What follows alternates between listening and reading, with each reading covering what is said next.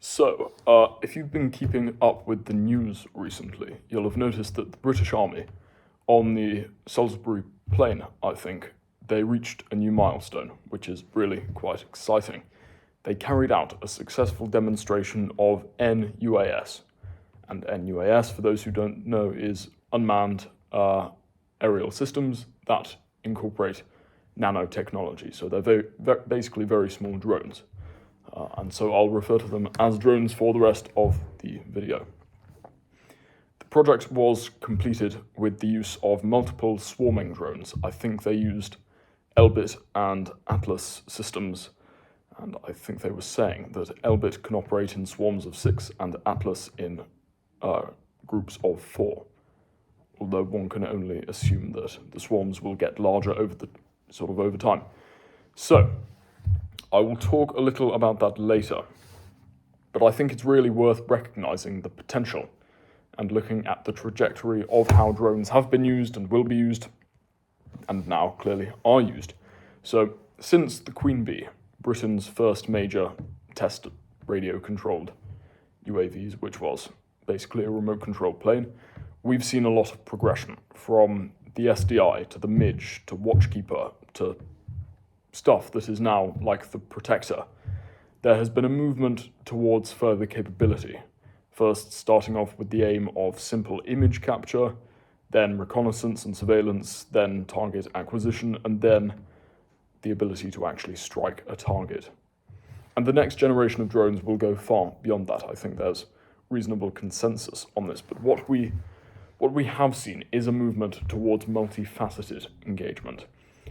The latest development of this has been in the use of swarming technology, as I've just been talking about. And when we say swarm of drones, most people don't actually understand what that means. It doesn't mean multiple drones being used simultaneously in a room full of operators. It doesn't, quantity doesn't make a swarm. One may then consider the deciding factor to perhaps be the ability to operate in unison as one, but we've seen drones like that often on, let's say, New Year's Eve or Christmas. You see these incredible light shows, light displays using drones, but not quite. In fact, those drones are rather interesting. They have a centralized computer system from the ground that can sort of track and coordinate them. Anyway, what a swarm entails is no central control. That is to say, there isn't any single drone controlling the rest, nor any fixed platform controlling the rest. It's nearly entirely autonomous. So, to put this simply, let's talk about the birds and the bees, but no, not like that. If you think a swarm as rather like a flock of birds or a swarm of bees, there's no top bird or bee that controls the swarm. There might be, I'm no expert in zoology, but nonetheless, there's mutual coordination. It's a sort of collective thought with common leadership. And Reynolds, basically, who was a scientist, basically came up with computer programs that really defined what a swarm is, particularly in the theoretical sense. If we're thinking about how a swarm operates, you first got to plot how it can actually work and how interconnected parts can operate so that they are functional effectively. And I think Reynolds' computer renderings, his computer programs, are still actually used for stuff like CGI films. You see huge armies or flocks of bats, etc. Reynolds basically came up with 3 principles that define what a swarm is and how it should operate in a theoretical sense. So the first one is separation, and that's that units shouldn't smash into each other while moving. That's quite clear. They should be able to operate without just all breaking apart. They have that sort of coordination, as it were, so they don't all smash into each other and create havoc. It is real coordination. Second, alignment. They are going towards the same place, despite perhaps differences in direction in the very short term. They are going towards a common direction, and at probably fairly similar speed. And then coherence. Coherence is defined it's moving towards the average position of neighbor units, so remaining integral as a swarm, not breaking apart from this slightly random movement, from darting about, from general fluctuations, movement in the swarm itself.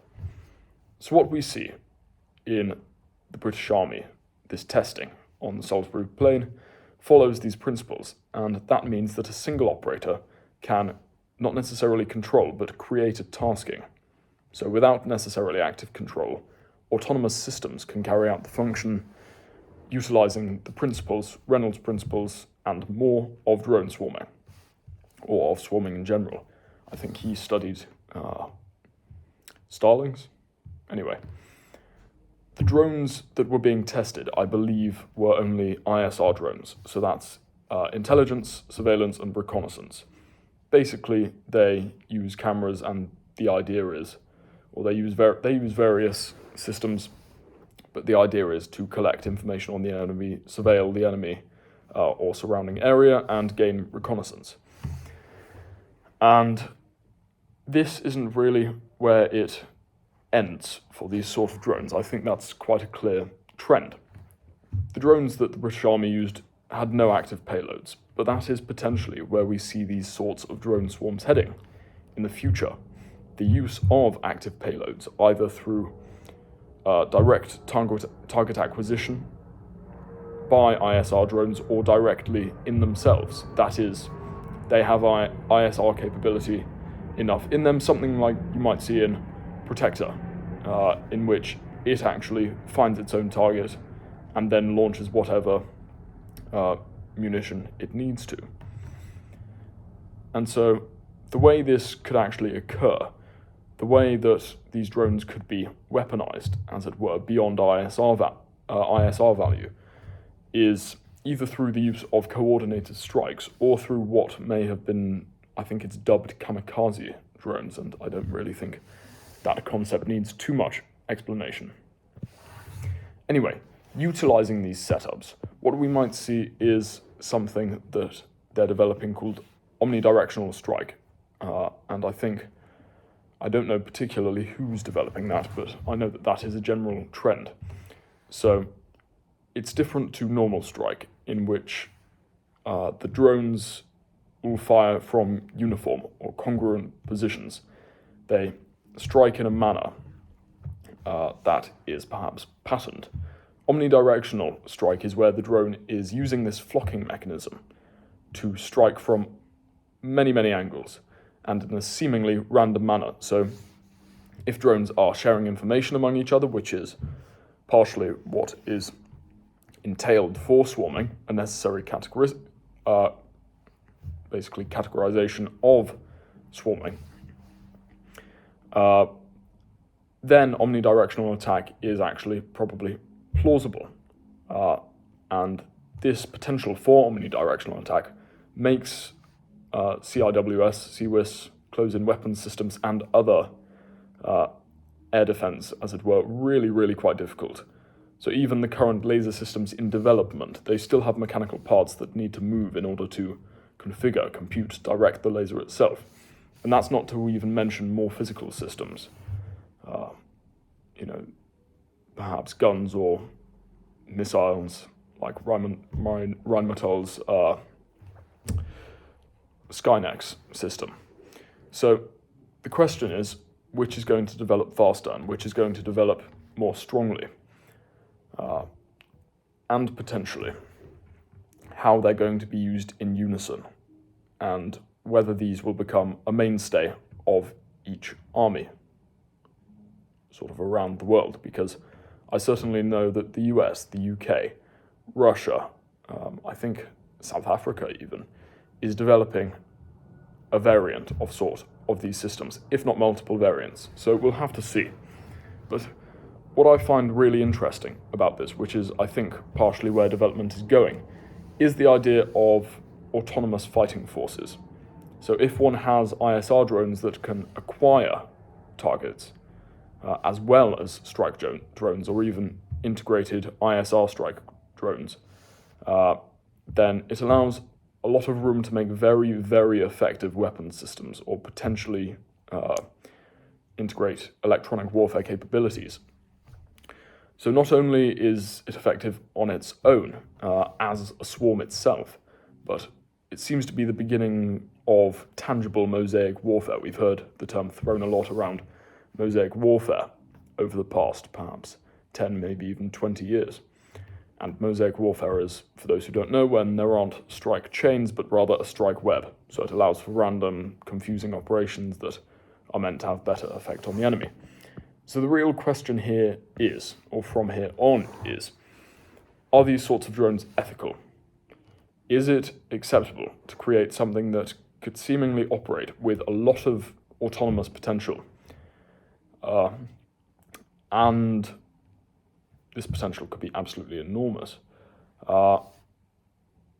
Remembering that these sort of drone swarms really have no size limit as of yet, or they could have no size limit. You see large flocks of starlings, and if those were drones, they would be absolutely potent weapons. If they could coordinate, they could be really the most effective physical weapon as we see these swarms get larger. So the question is it okay for them to operate in an autonomous manner, in a manner that often I think they task themselves, or they plan to task themselves? Is that an acceptable thing that we can manage, considering that these swarms are just going to get larger? Not only are the swarms going to get larger, we can probably safely predict, and again, this is all just speculation, there is, I think, clearly a trend of drones becoming smaller. So these were nUAS, nano unmanned aerial systems. So there is the implementation of nanotechnology, as it were. So not only are these drones getting better at swarming, perhaps being more potent in general, utilizing payloads potentially, but they're also getting larger and the individual units are getting smaller. So it's interesting to see what will happen and how nations will perceive this new tool and weapon for the modern warfighter. But I think I'll leave it there. I just thought it was something that was probably worth commenting on, because it's quite big news, and I think it really does show the trend towards these nUAS systems that the British Army have been testing. Nonetheless, regardless of what it entails, I think we can say that it's a really, really fascinating accomplishment, and we will have to watch quite closely where this sort of technology goes next. So I'll leave it there for today.